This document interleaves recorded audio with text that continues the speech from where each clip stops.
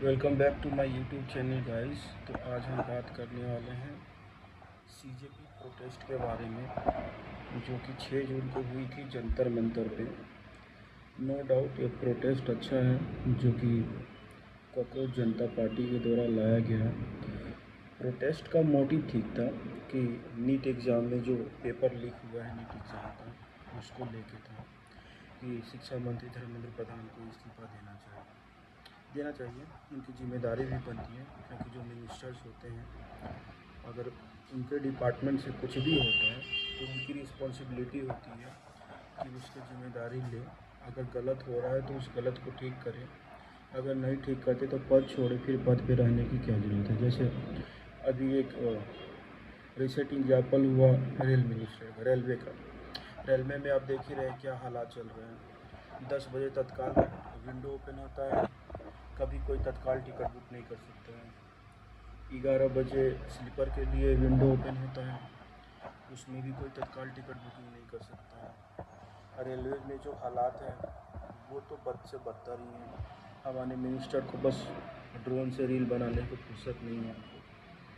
और एक भी ट्रेन अगर इंडिया में टाइम से चल रही हो तो आप मुझे बता दो। कोई भी ट्रेनें टाइम से नहीं चलती है, एक्सेप्ट जो प्रीमियम क्लास की ट्रेनें लाइक वंदे भारत या तेजस उजस हो गई। तेजस ही जो प्राइवेट ट्रेन, तो उसकी तो बात अलग है, लेकिन जो नॉर्मल ट्रेन है जिससे आम आदमी ज़्यादातर सफ़र करता है, वो सारी ट्रेनें ही लेट चल रही हैं, बहुत ज़्यादा लेट। कोई ट्रेनें 2 घंटे लेट है तो कोई 5 घंटे लेट है। और ट्रेनें बढ़ाने के नाम पे स्पेशल ट्रेनों को चलाया गया। स्पेशल ट्रेनों को तो ऐड किया गया, अच्छी बात है, जिससे कि लोगों को टिकट मिल रहा है। बट क्या फ़ायदा है स्पेशल ट्रेन को चलाने का जब वो ट्रेनें 10-10 घंटे 12-12 घंटे लेट चल रही हैं। लोगों को टाइम से अगर जाना हुआ तो कोई घर से तो टाइम से निकला कि अपना कैलकुलेशन करके कि मैं इतने बजे पहुंच जाऊंगा, लेकिन क्या वो पहुंच पाएगा? नहीं पहुंच पाएगा। और एक तो एक एप्लीकेशन पे अपडेट लाते रहते हैं कि ये होगा वो हो जाएगा, इससे टिकट बुकिंग हो जाएगी। इनका रेलवे आईआरसीटीसी का जो एक है, मैं भूल रहा हूँ उसका नाम, जिससे अपन ट्रैक करते हैं स्टेटस, आईआरसीटीसी का है वो। उस पर तो हमेशा से ही फर्जी दिखाता है, हमेशा से ही। कभी भी एग्जैक्ट ट्रेन ट्रैकिंग का टाइमिंग नहीं दिखाता है कि ट्रेन कौन से प्लेटफॉर्म पे है, कौन से प्लेटफॉर्म पे नहीं है, कितने बजे आएगी, कितने बजे नहीं आएगी। और इनके दूसरे ऐप पे कुछ और दिखाता है, तीसरे ऐप पे कुछ और दिखाता है। किसी प्लेटफॉर्म 4 दिखाता है तो ट्रेन आती है 5 पे, किसी 5 दिखाता है तो ट्रेन आती है 7 पे। ऐसा ही इनका धंधा चल रहा है। तो मुझे तो पर्सनली अगर मैं बोलूँ तो ये 2 मिनिस्ट्री जो है बीजेपी ओन्ड गवर्नमेंट में, ये चौपट करके रखे हैं इन लोगों ने। एक एजुकेशन और second railway. No doubt Modi ji Modi ji, Yogi ji and Amit Shah are doing very well. But 3 लोग क्या ही कर लेंगे, राजा क्या ही कर लेगा और मंत्री क्या ही कर लेगा, जब तक उसके सपोर्ट में उसके सिपाही हाथी घोड़े नहीं होंगे तो फिर आप चेस नहीं जीत सकते ना। तो मोदी जी, अमित शाह, योगी जी अच्छा कर तो रहे हैं, बहुत अच्छा कर रहे हैं। बट बाकी लोग तो गुड़ गोबर किए जा रहे हैं। अभी इथेनॉल की ही बातें कर ले, ब्लेंडेड मिक्स इथेनॉल आने वाला है, 85% होगा, रेस्ट 15% पेट्रोलियम होगा। आपने इथेनॉल तो ला दिया, अच्छा है, जिससे हमारा जो एनर्जी क्राइसिस है थोड़ा कम होगा। बट क्या हमारी जो गाड़ियाँ हैं BS6, BS5, BS4 जो भी हम यूज़ करते हैं, क्या वो उस टाइप से बनी है जो इथेनॉल ब्लेंडेड ऑयल को कंज्यूम कर सके? लोगों के पास लाखों लाख रुपए की गाड़ियाँ हैं, और हर एक आदमी का सपना होता है कि वो एक कार खरीदे, सबका सपना होता है। लेकिन इंजन भी तो आप देखो ना कि वो किसके लिए बना है। वो बना है गैसोलीन के लिए, पेट्रोल या डीजल के लिए, राइट। लेकिन आप उसमें एथेनॉल ब्लेंडेड मिला रहे हो, तो जो लाइफ स्पैन है एक गाड़ियों का 5 साल का, तो वो घट के कितना हो जाएगा? 2 साल 3 साल। मेंटेनेंस कॉस्ट बढ़ेगा, तो इससे एट घूम फिर का फ़ायदा किसको होगा? जो मैन्युफैक्चरिंग कंपनी है उनको होगा। इंजन ख़राब होगा, लोग गाड़ियाँ चेंज करेंगे। हालांकि बाद में इसमें रिवोल्यूशन आएगा। जो भी कंपनियां हैं वो इथेनॉल ब्लेंडेड टाइप की टेक्नोलॉजी पे इन्वेंट करके वो लाएंगे अपना इंजन उस टाइप का। लेकिन बात कर लें हम लोग प्रोटेस्ट के बारे में, तो जो भी प्रोटेस्ट हुआ, प्रोटेस्ट का मोटिव ठीक था सीजेपी का, कि नीट के एग्ज़ाम में पेपर लीक हो रहा है, बट कर भी कौन लोग रहे हैं प्रोटेस्ट? जो उमर खालिद को सपोर्ट करते हैं, जो शर्जील इमाम को सपोर्ट करते हैं, और ये सारे लेफ्ट विंग वाले हैं, दे ऑल आर लेफ्टिस्ट। इनको ना हमारे धर्म से मतलब है, इनको ना हमारे देश से मतलब है। इनका एक सो कॉल्ड टट्टी सा एजेंडा होता है, और एक अपने ही मन में बनाया हुआ नैरेटिव होता है। बस उस नैरेटिव को इनको फॉलो करना है और वही बेचना है। मतलब मैं जो बोलूँ वो सही है, मैं जो सुनूँ वो मेरे कानों को अच्छा लगे, मैं वही सुनूँ, तो और वही मैं बेचूँ, और सामने वाले को जो मैं बेचूँ वो सामने वाला वही सुने। मेरे इनके हिसाब से वही होता है लेफ्टिस्ट का। तो ये they all are highly influenced by Dhruv Rathee, Arfa Khanum Sherwani, Ravish Kumar, जो भी लेफ्ट इकोसिस्टम है हमारे देश का। आपने देखा ही होगा लेफ्ट वालों ने क्या किया। बंगाल तो खा ही गए, बंगाल को तो पूरा खा ही गए। लेफ्ट के हटने के बाद ममता बनर्जी आई, उनका भी हाल तो आप लोगों ने देखा ही है। तो लेफ्ट इकोसिस्टम ऐसे ही काम करता है। उसको मतलब नहीं है भाई कि देश का विकास होगा नहीं होगा, क्या नहीं होगा।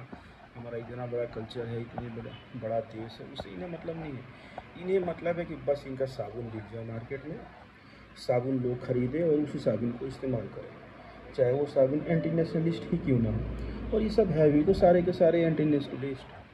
किसको सपोर्ट करते हैं भाई? ये लोग शर्जील इमाम को सपोर्ट करते हैं, खालिद को सपोर्ट करते हैं। जो इन्होंने क्या नारा दिया था जेएनयू में, सो कॉल्ड जेएनयू में, कि भारत तेरे टुकड़े होंगे, हम लेके रहेंगे आज़ादी, अफजल हम शर्मिंदा है, तेरे कातिल जिंदा है।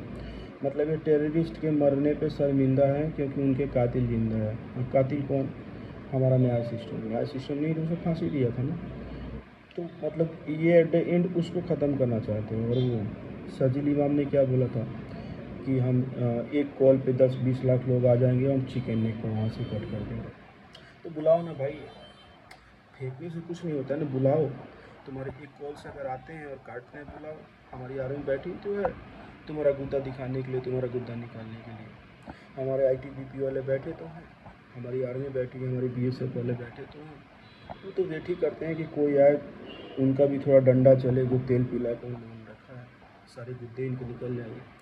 और ये है भी तो कॉकरोच जैसे, छोटे छोटे कॉकरोच है। नाम भी क्या रखा है यार? सुप्रीम कोर्ट ने क्या गलत बोल दिया? सुप्रीम कोर्ट ने बोला कि जिसको भी मौका मिलता है उठाता है माइक और वो बन जाता है रिपोर्टर, और लगता है कुछ भी अनाप शनाप देश के बारे में। ठीक है भाई, बनाओ तुम, नो डाउट अच्छी चीज़ें बनाओ, लेकिन तुम कुछ भी अपना मोटिव, तुम मोदी से नफरत करते हो, लगे मोदी से नफरत वाले बना लो। तुम कांग्रेस को सपोर्ट करते हो, लगे तुम कांग्रेस को सपोर्ट वाले बना लो। 2014 से मोदी है अभी तक, बीजेपी गवर्नमेंट है। क्या एक भी अच्छा काम इन लोगों ने नहीं किया? क्या आपको दिखता नहीं है? हर दिन बुराई, हर दिन बुराई, हर दिन बुराई। इतना कोई कैसे किसी की बुराई कर सकता है, हेट कर सकता है भाई? कोई कितना भी खराब हो ना, एक दो अच्छा काम करता ही है। बट इनको वो देखना नहीं है ना, इनको तो अपना बस इकोसिस्टम चलाना है। दे ऑल आर फंडेड ना, they all are funded by Khalistani, George Soros, वो जो यूएस में डीप स्टेट बैठा है ना इनको फंड करने के लिए। और इंडिया में भी तो हैं सो कॉल्ड लेफ्टिंग वाले, अंग्रेजी में बढ़िया बढ़िया बातें फैलते हैं और इनको मिल जाता है फंड एनजीओ से। बहुत सारे कॉकरोच जैसे एनजीओ भी हैं।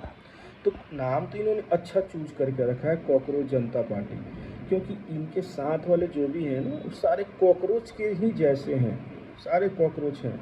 लेफ्ट इकोसिस्टम हो गया, या एनजीओ वाले हो गए, या ये सो कॉल्ड लिबरल्स हो गए, ये सारे कॉकरोच जैसे हैं। बस इनको साफ फर्क यही है कि ये थोड़ी साफ सुथरी जगहों पर रहते हैं और कॉकरोच गंदी जगहों पर रहता है। लेकिन ये निकलेंगे, थोड़ा सा भौंकेंगे, और कॉकरोच भी जब आपके घर में निकलता है तो देखना इधर उधर घूमता है। जैसे ही यहाँ पे लाइट जलाया या चप्पल उठाया, वो भागता है अपने बिल में। तो सेम इनका वैसे ही है, जैसे आपने आवाज़ उठाई तो ये भागेंगे धूम दबा के जैसे, और लगेंगे विक्टिम कार्ड खेलने कि मुझे प्रताड़ित किया जा रहा है, मुझे मारा जा रहा है, बोलने नहीं दिया जा रहा। अरे बोलो भाई, तुम्हें बोलने का अधिकार है, कुछ भी मत बोलो, देश के खिलाफ ही मत बोलो। इतना भी तो साले दिक्कत नहीं है कि तुम देश के खिलाफ ही चले जा रहे हो। है चीज़ें ख़राब होंगी, एक दो सेक्टर में ख़राब है, बट ऐसा भी तो नहीं है कि तुम भूख से मर रहे हो, तुम्हारे पास चलाने के लिए नहीं है। खा रहे हो, मज़े से घूम ही रहे हो, गाड़ियों में बैठे रहे हो, एसी चलाने को मिल ही रहा है। कम बिजली कम रेट पे बिजली यूज कर ही रहे हो, सब कुछ सही है। और तुम आते हो यूएस से आने के बाद 10 घंटे 4-5 घंटे प्रोटेस्ट करते हो और 4-5 घंटे में धूप बर्दाश्त नहीं होता है, तुम उतने में मुँह देते हो और जाके इसी में बैठ जाते हो। ये भाई कौन सा लीडर है जो कि 22-23 मिलियन से ज़्यादा उसके इंस्टाग्राम पे फॉलोअर हैं, और वो आता है 4-5 घंटे भी से भी कम प्रोटेस्ट, यही जंतर मंतर बगल में ही है, उससे कम प्रोटेस्ट करता है 2-3 घंटे में ही। इतना ना धूप लगता है अब दिल्ली का कि वो एसी में बैठाओ, इसको एसी में बैठना और एसी में बैठ के उसको जाना, हो गया, निकल गई पॉलिटिक्स, हो गया हवाबाजी। ऐसे नहीं होता है ना, रेवोल्यूशन ऐसे नहीं आता है। अगर आपको आना है कुछ रेवोल्यूशन करना ही है तो पहले आप पॉलिटिक्स को सीख लो, जेपी आंदोलन पढ़ लो, वेरियस टाइप के आंदोलन हुए, अन्ना आंदोलन पढ़ लो थोड़ा सा। अन्ना आंदोलन अच्छा था, लेकिन जो लोग उसमें से निकले वो अच्छे नहीं थे।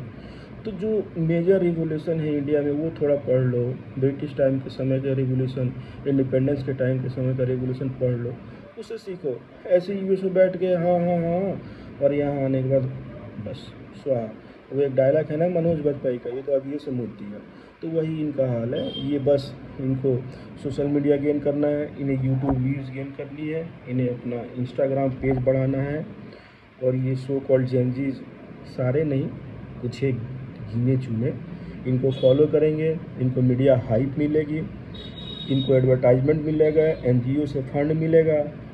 बहुत से ऐसे देश विरोधी ताकतें हैं जो इनको पैसे देंगे, कुछ मोदी के खिलाफ़ बोल दो, कुछ उसके खिलाफ़ बोल दो, कुछ इसके खिलाफ़ बोल दो, और ये बोलेंगे, यही छोटा मोटा चलेगा। बोला सीजीआई ने चीज़ें, सीजीआई ने शुरुआत की जो कि अच्छी बोली, बहुत अच्छा बोला इनके बारे में, ये ऐसे ही हैं। और ये आ कहाँ गए, भाजपा मोदी हिंदू। अरे भाई बोला किसने, तुम पड़े हो मोदी के पीछे। बहुत लोगों ने ट्राई किया मोदी को हटाने के लिए, US, Canada, Germany, Britain, China से लेकर टिल द टाइम अभी तक लोग ट्राई कर रहे हैं मोदी को हटाने के लिए। लेकिन एक बात कान खोल कर सुन लो, जो राम का प्रिय है उसके सब प्रिय है, ठीक है। तो जब तक राम नहीं चाहेंगे मोदी हटने वाला नहीं है। और राम से बैर नहीं, राम से बैर करोगे निपट जाओगे।